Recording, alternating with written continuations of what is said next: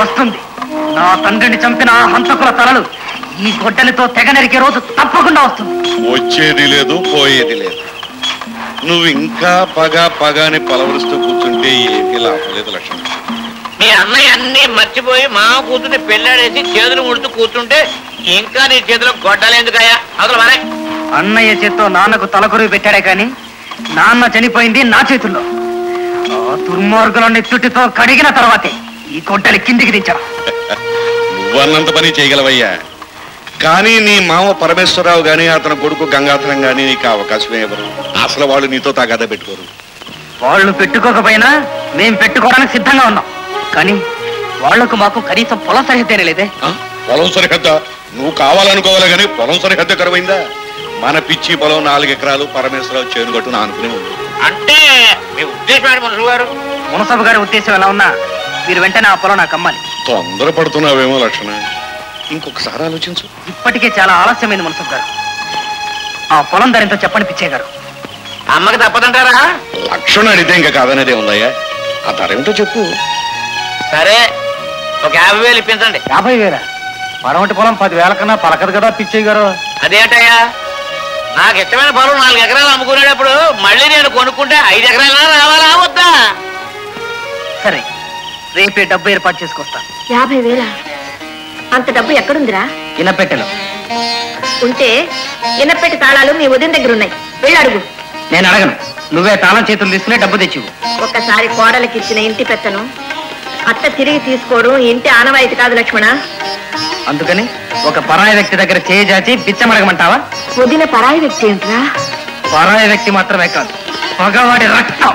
కేవలం డబ్బు కోసం పగలు రక్తాల వరకు ఎందుకు? ఇదిగో నీకు కావలసిన డబ్బు. ఆ చేతి అన్నమే ముట్టనివాణ్ణి డబ్బు అందుకుంటానా? నువ్వు అందుకోకపోయినా అందించవలసిన బాధ్యత నాది. ఈ ఇంట్లో పారాణి అడుగులు పెట్టకుండానే పుట్టినప్పటి నుంచి నేను ఇంటి కోడల్ని, రాముడి భార్యని, లక్ష్మణుడి వదినని. ఇప్పుడు ఈ కడప పెట్టిన తర్వాత మరిది అసహించుకునే సీతనవ్వడం నా దురదృష్టం. నన్ను క్షమించి ఈ డబ్బు తీసుకో లక్ష్మణ.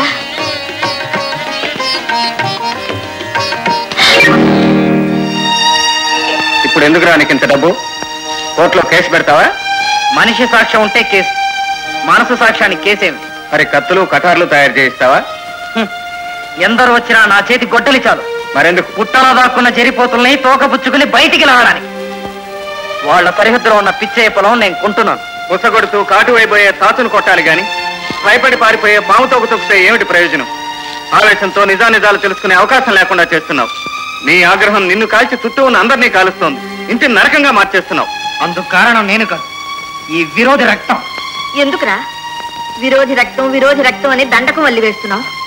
నిన్ను కన్నది కూడా అదే రక్తరా? అందుకే నువ్వు కూడా ఆ కూరలోంచి వచ్చిన విషం పుట్టు కనుకే భర్తను చంపించిన హంతకులతో వేయమంటావు. రేపు నీ కొడుకులు చనిపోయినా సరే నీకు దిగులుండదు. నువ్వు తల్లి కాదు, శత్రువుని. ఏం కూర్చోవు?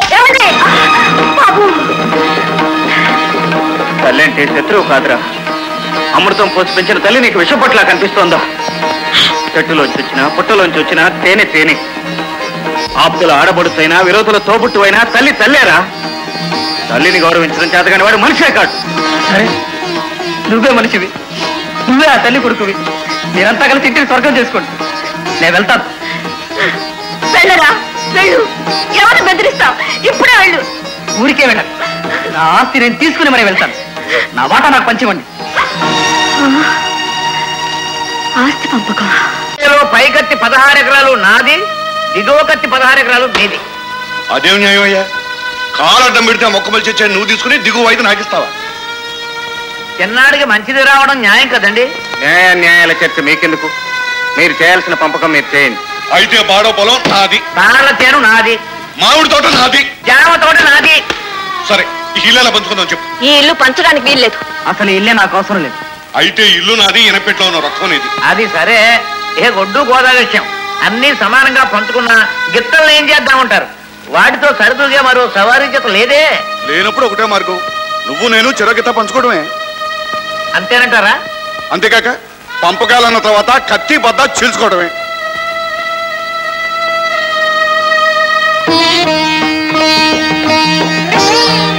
పెద్దవాడివి, వీటిలో నీకు ఏ గిత్త కావాలో నువ్వు కోరుకోవయ్యా. చిన్నవాడికి చిన్నదే కావాలండి. సరే తీసుకెళ్ళండి. రైట్ చూసుకోదంట.